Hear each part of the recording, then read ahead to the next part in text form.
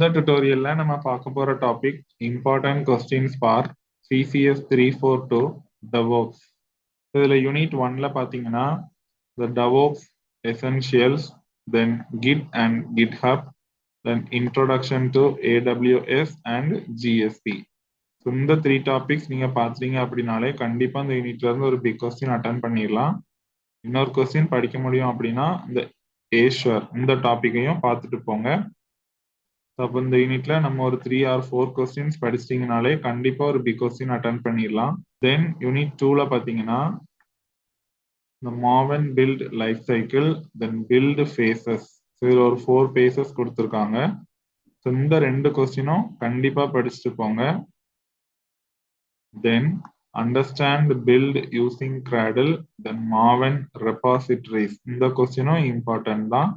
தென் மாவன் ப்ரொஃபைல்ஸ் இந்த யூனிட்ல அட்லீஸ்ட் இந்த ஃபர்ஸ்ட் 4 கொஸ்டினும் கண்டிப்பா படிச்சுட்டு போங்க. ஏன்னா அந்த மாவன் பில்ட் லைஃப் சைக்கிள், மாவன் ரெபாசிட்டரிஸ், தென் பில்ட் ஃபேசஸ் இது மூணுமே இம்பார்ட்டன்டான கொஸ்டின் தான். ஃபர்ஸ்ட் 4 கொஸ்டின்ஸ் நீங்க படிச்சீங்க அப்படின்னாலே எப்படி இந்த யூனிட்ல ஒரு பிக் கொஸ்டின் அட்டெண்ட் பண்ணிடலாம். தென் யூனிட் 3 இங்க பாத்தீங்கன்னா ஜெங்கின்ஸ் ஆர்கிடெக்சர் இந்த கொஸ்டின் நம்ம எக்ஸ்பெக்ட் பண்ணலாம். Architecture, then configuring Jenkins to work with Java, then creating Jenkins build and Jenkins workspace, then commonly used plugins, then install and configure Jenkins. இங்க பாத்தீங்கன்னா நான் 5 question கொடுத்துருக்கேன். அட்லீஸ்ட் இதுல ஃபர்ஸ்ட் 4 கொஸ்டினாவது நீங்க படிச்சுட்டு போங்க. இந்த ஆர்கிடெக்சர் வந்துச்சுனாலே ஈஸியா ஒரு கொஸ்டின் அட்டெண்ட் பண்ணிடலாம். இப்போ இந்த யூனிட்ல இருந்து நீங்க ஒரு ஃபர்ஸ்ட் 4 கொஸ்டின் படிச்சீங்கனாலே எப்படியும் ஒரு கொஸ்டினாவது இந்த யூனிட்டை நீங்க அட்டெண்ட் பண்ணிடலாம். யூனிட் 4ல பாத்தீங்கன்னா Ansible மாஸ்டர் ஸ்லேவ் கான்ஃபிகரேஷன், தென் அட்ஹாக் கமாண்ட்ஸ் இன் Ansible இந்த 2 கொஸ்டினும் கண்டிப்பா படிங்க. இதுல ஃபர்ஸ்ட் கொஸ்டின் வந்து நம்ம எக்ஸ்பெக்ட் பண்ணலாம் ரொம்பவே. Then Ansible modules, Ansible inventory files, Ansible playbooks syllabus cover பண்றதுக்காக தான் இந்த டாபிக்ஸ் கொடுத்துருக்கேன்.